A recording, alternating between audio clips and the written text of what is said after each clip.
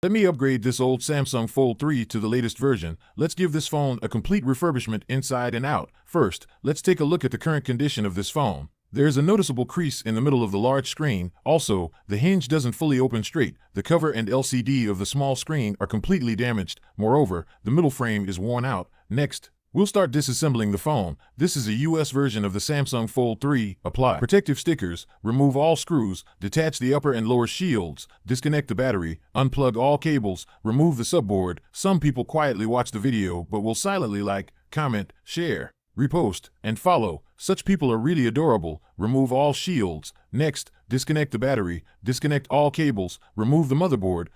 Let's modify this US motherboard to support dual SIM cards. Simply short circuit at this spot. Continue to remove the charging subboard, apply adhesive remover around the screen's frame, remove the two small clips at the top and bottom, continue to pull off the old frame around the screen. Because the hinge and middle frame don't open straight, we'll first replace the casing, then fix the crease. Use a plastic card to pry open the double-sided tape under the screen. Because residual glue remains near the cable area and is hard to clean, forcibly removing it could easily damage the screen, so we'll directly flip open the large screen from the inside. Whether a phone is well repaired depends mainly on the details. Let's clean off the residual glue on the screen and apply new double-sided tape. Continue to peel off the protective stickers, remove all screws on the hinge's protective cover, remove the metal plates on the hinge, remove the screws on the hinge. We remove the hinge. Let's take a look at the dust on the hinge. It's piled up with dirt. Continue to remove the hinge cables. The dust on this hinge is dirtier than under my sofa. After we clean the hinge, it's perfectly straight. Install it onto the new Thom Browne customized casing. Install all the screws on the hinge. Connect the middle frame and hinge cover together.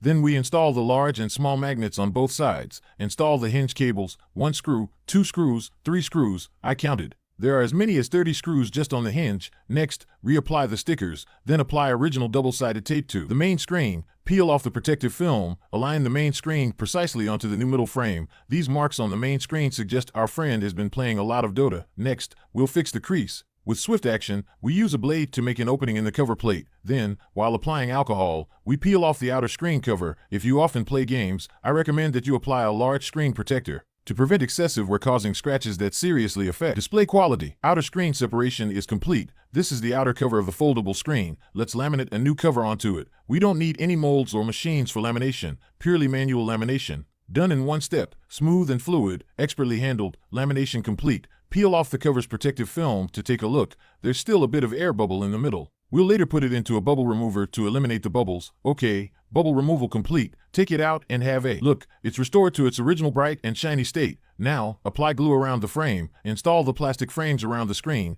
Reinstall the 2 clips at the top and bottom of the screen. Install the heat dissipating stickers. Install the vibration module. Let's see. The short circuit modification on the motherboard is complete. Now, it can support dual SIM functionality. Next, reinstall the motherboard, install the tail plug subboard, install the subboard, then replace with a pair of new batteries so the standby time returns to full capacity. After installing the batteries, connect all cables. Next, reinstall all the shields, reinstall the wireless charging cables. Connect the antennas, tighten all the screws on the shields, peel off the protective stickers on the camera lenses, reinstall the back cover, attach the small screen. First, let's power on and test to see if there are any issues. An excited heart and trembling hands. Upon powering on, we check the results. Next, we'll separate the cover of this small screen, replace it with a wider, right-angled cover. Because the metal frame has become narrower, the cover needs to be widened accordingly. Separation complete. Wipe the LCD clean. Take out the right-angled cover. Apply dry adhesive. Align the LCD and the cover together.